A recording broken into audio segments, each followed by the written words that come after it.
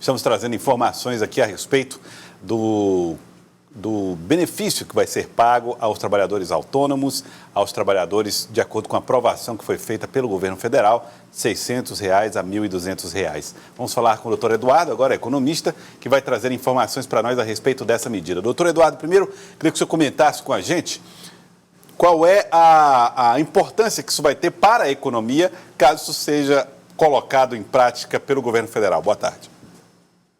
Boa tarde, Joelson. Boa tarde aos telespectadores do Jornal do Piauí. A economia brasileira ela é uma economia fragilizada, ou seja, ela não é das mais fortes do mundo, né? Então, uma medida dessas do governo, associada a outras medidas que estão sendo iniciadas ou elaboradas, elas vão ter um impacto positivo no momento em que elas vão atingir, principalmente essa, camadas que estão mais desamparadas na sociedade, ou seja, aproximadamente 59 milhões de brasileiros vão passar a receber, não se sabe se todos em abril, essa parcela mensal de R$ 600 por 6 meses, né?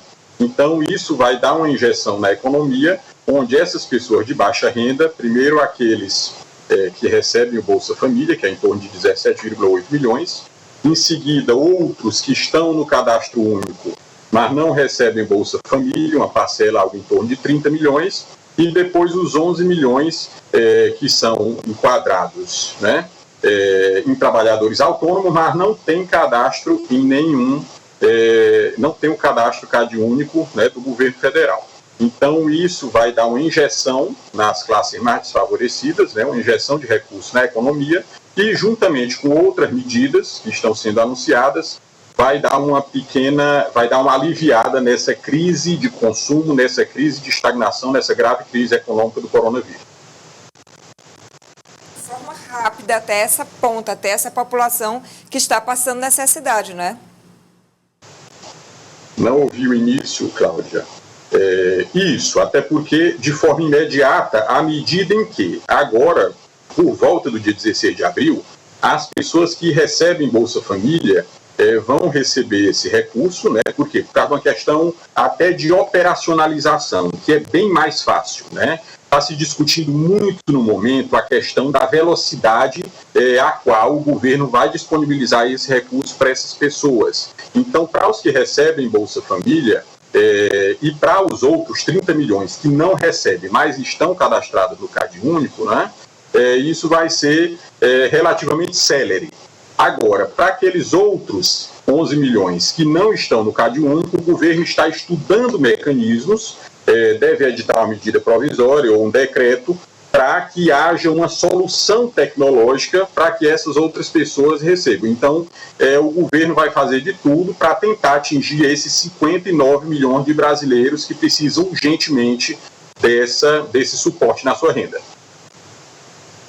Com aquelas outras que estão sendo disponibilizadas para as empresas ajudarem a pagar os salários, nós chegamos aí em uma questão, numa casa dos bilhões.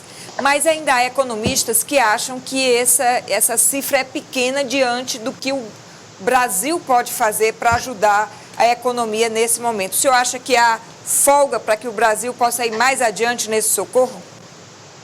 Bom, primeira questão que o governo está alegando, está observando, é uma necessidade de um respaldo orçamentário e jurídico. Então, o que acontece? A princípio, realmente, essas duas medidas, né, tanto a dos informais quanto a questão da medida dos que têm carteira assinada e contrato de trabalho atualmente, né, que o governo vai, ou integralmente ou parcialmente, suprir a rescisão desses contratos ou a diminuição desses salários pelos empregadores, essas medidas realmente ainda vão aquém do que a economia do Brasil precisa. Só que o governo precisa desse respaldo e existe uma PEC tramitando no Congresso, não sei se foi falado aí antes da minha participação, a PEC do orçamento de guerra, né, que é o apelido dela, que é uma PEC que vai dar uma margem maior orçamentária, porque o governo já ia trabalhar, o orçamento brasileiro já ia ser deficitário com suas despesas correntes previstas já em 2020. E já está havendo um acréscimo de despesas no orçamento do governo que não estavam previstas devido ao coronavírus, né, como você acabou de citar. e o governo vai ainda fazer outras medidas, vai ainda editar outras medidas e atingir outros setores, né? Mas para isso ele precisa que seja aprovado essa PEC, ou que sejam, além da questão da responsabilidade fiscal, que o ministro do Supremo, Alexandre de Moraes, decidiu, né, em flexibilizar a LRF, é necessário que hajam outras medidas. Então, nós acreditamos, pela fragilidade da economia brasileira e pela missão que o governo tem no momento desses, é um governo liberal, é um governo que está abrindo mão da sua ideologia liberal e está intervindo na economia para que possa suprir as necessidades do povo brasileiro. Então, nós acreditamos que, depois desses entraves orçamentários, o governo continue ainda com novas medidas que vão injetar recurso na economia e atenuar ainda mais a crise do coronavírus, porque até o momento são medidas que sanam a parte da situação, mas ainda realmente está pouco.